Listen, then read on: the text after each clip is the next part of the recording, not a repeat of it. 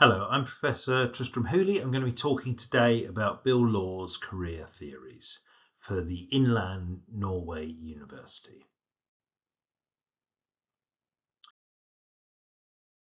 So in the course, we use the theories of Knud Illeris and his learning framework to organise a lot of the thinking that we have. Now, Bill Law is actually a very similar theorist in many ways to Illeris. I think they emerged in a similar period of time. We don't know whether they ever met, but we do know that Law was reading Illeris. And we also know that they came to some very, very similar conclusions.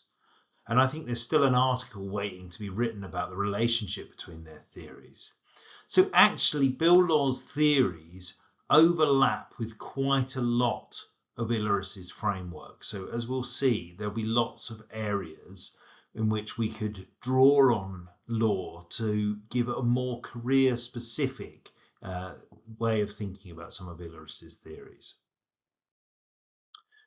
So Bill Law trained as a minister, but lost his faith before he began to practice. And so he became a religious studies teacher, trained as a teacher. He then became interested in careers education and started to research and write with Tony Watts and others through the National Institute of Careers Education and Counselling in the UK.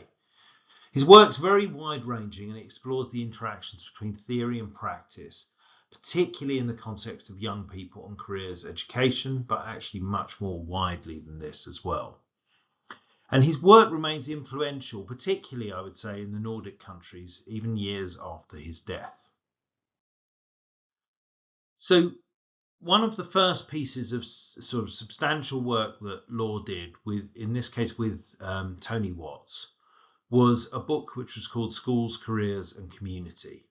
And one of the main insights that this offers us is a shift from career as a kind of moment of occupational choice, so a choosing model, a decision-making model, into career development as a learning model, so as an ongoing and lifelong process of learning.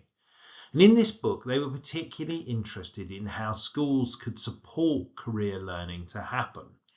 And they made a very strong argument that schools have a key role as facilitators of career learning and really defined what career education was going to be. But they also made a very important point that returns in much of Bill's theory that this process of career learning takes place within a social context in which other stakeholders also play a role. One of the things that was developed through this book was what's known as the DOTS framework. And this has been, I think, an incredibly influential framework. I can't really think of another framework that's as influential as DOTS within career theory. So DOTS says that career learning consists of 4 interlinked processes: decision-making, opportunity awareness, transition learning, and self-awareness. So learning how to make decisions, understanding the world around you and what possibilities it offers for you, learning how to make transitions from one life stage to another or one aspect of your life to another, and becoming increasingly self-aware. And this framework was outlined in detail in this book. Bill Law, however, later revisited this with what he called New Dots. And in New Dots, he explores these ideas and makes the argument, as he did in the DOTS framework, that it's important that career learning, careers education, has a kind of theoretical and pedagogic basis. So in DOTS, that was primarily articulated through outcomes, 4 areas in which careers education should focus. In New Dots, Law rethought this in a more pedagogic way, and in a way which I think has a lot of parallels with Illeris's thinking. So in New Dots, he talks about sensing. So this is gathering information, assembling things together, assembling ideas and so on. And then sifting, using concepts, making comparisons, focusing, dealing with different points of view, taking one's own point of view, and then understanding, developing explanations, anticipating consequences, and so on. So New Dots builds on Dots as another kind of pedagogic framework through which we can understand and think about career learning, but it explores this more as a process of learning than as a series of outcomes. I think there's certainly an argument to make that both are useful and both can contribute to a better understanding of career education. And I think within Illaris's model, you actually see both of them. Law then went on to develop what he called community interaction theory. And he says existing career theories emphasize either psychological or social structures. And much of what we talk about in this course explores these dichotomies between psychological ways of thinking about career and social ways of thinking about career. Law was searching for a middle way that he felt could be more useful to practice, and he argued that the community was one of the key sites in which career thinking and development took place. So he then develops a series of sources of career thinking. So who shapes it? Well, it's the people around you. It's your parents, it's your neighbours. It might be your teachers, but it's also the other kinds of people around you, your peer group. And it could be people from your ethnic group or other kind of community that's important to you.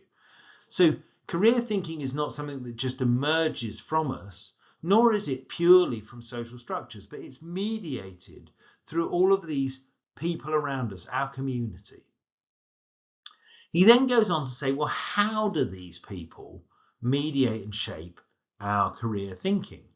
And he says, well, they do it in a range of ways. Firstly, through expectations. What do people want you to do? Feedback, support, modeling. So when you see somebody else and they're behaving in a particular way, they're perhaps doing a career or going to university, and you think maybe I could do it like that. And also through the provision, of course, of information. So all of these factors can be ways in which people shape and influence people's career thinking.